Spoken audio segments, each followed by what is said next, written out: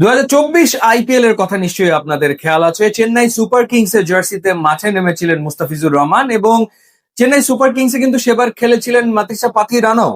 Mustafiz 9টা match খেলেছিলেন, নিয়েছিলেন 14 wicket. এরপর এনওসি জটিলতার কারণে তাকে দেশে ফিরে আসতে হয়েছিল। আর পাতিরানা তিনি 6 ম্যাচ খেলে উইকেট নিয়েছিলেন 13টা। অর্থাৎ সেই আসরে মুস্তাফিজ এবং পাতিরানা দুজনই কিন্তু সফল ছিলেন এবং দুজনকে দারুণভাবে ব্যবহার করেছিলেন মহেন্দ্র সিং ধোনি।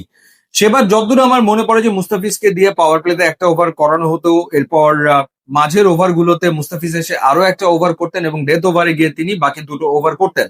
আর পাতিরানাকে ধোনি কিন্তু ব্যবহার করতেন 10 বা 11 ওভার পরে, তারপরে গিয়ে তাকে দিয়ে টানা 4টা ওভার করানো হতো এবং সেই ম্যাচগুলোতে কিন্তু চেন্নাই সুপার কিংস সাফল্য পেয়েছিল। সো এবারও আমার মনে হয় যে কলকাতা নাইট রাইডার্স মহেন্দ্র সিং ধোনির সেই কৌশল বা স্ট্র্যাটেজি ফলো করতে পারে এবং এই দুইজনকে তারা তাদের ডেথ ওভারে ব্যবহার করতে পারে একসাথে। সেটা হওয়ার একটা সম্ভাবনা ডেফিনেটলি রয়েছে।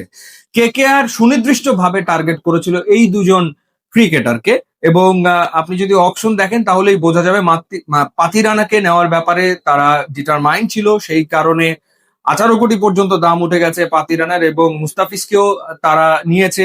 প্রথমে দিল্লি এবং চেন্নাই সুপার কিংস ফাইট করার পর কেকেআর জয়েন করেছে এবং তারপর তারা 9 কোটি 20 লাখ রুপিতে মুস্তাফিজকে দলে নিয়েছে। সুতরাং এই দুজনকে নিয়ে তাদের স্পেসিফিক প্ল্যান আছে।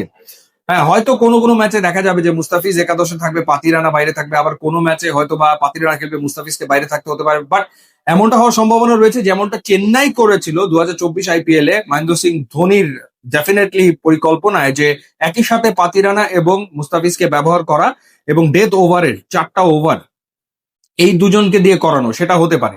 যদিও পাতিরানা লাস্ট সিজন সিএসকে তে খুব একটা ভালো কাটেনি, তিনি 12 ম্যাচে 13 উইকেট নিয়েছেন, ইকোনমি ছিল 10-এর ওপরে, 32টা হোয়াইট বল তিনি লাস্ট সিজনে করেছেন। বাট দেন এগেইন আমার মনে হয় যে তাকে নিয়ে কেকেআর এর একটা প্ল্যান তো আছেই।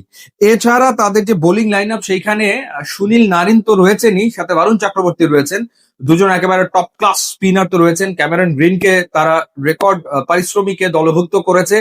এছাড়া হর্ষিত রানা রয়েছেন, অর্থাৎ হর্ষিত রানা, পাতিরানা, মুস্তাফিজ তিনজন ফাস্ট বোলার, ক্যামেরন গ্রিন 4, এর সাথে সুনীল নারিন এবং বারুণ চক্রবর্তী, এই হচ্ছে 6 হতে পারে। এরপরেও তো বিভিন্ন ম্যাচে বিভিন্ন কম্বিনেশনে তারা আসলে খেলবে এবং সেই অপশন গুলো তাদের ডেফিনেটলি রয়েছে। সেখানে তাদের রয়েছে ভাইভা আরোরা, এরপর রয়েছে আকাশদীপ, এরপর রয়েছে উমরান মালিক রয়েছেন, এরপর সোলাঙ্কি এবং কার্তিক ত্যাগী রয়েছেন। বাট যে প্রথমে যে 6 জনের কথা বললাম, এই 6জনই আসলে কলকাতা নাইট রাইডার্স এর এই আসরের মূল বোলার হতে চলেছে।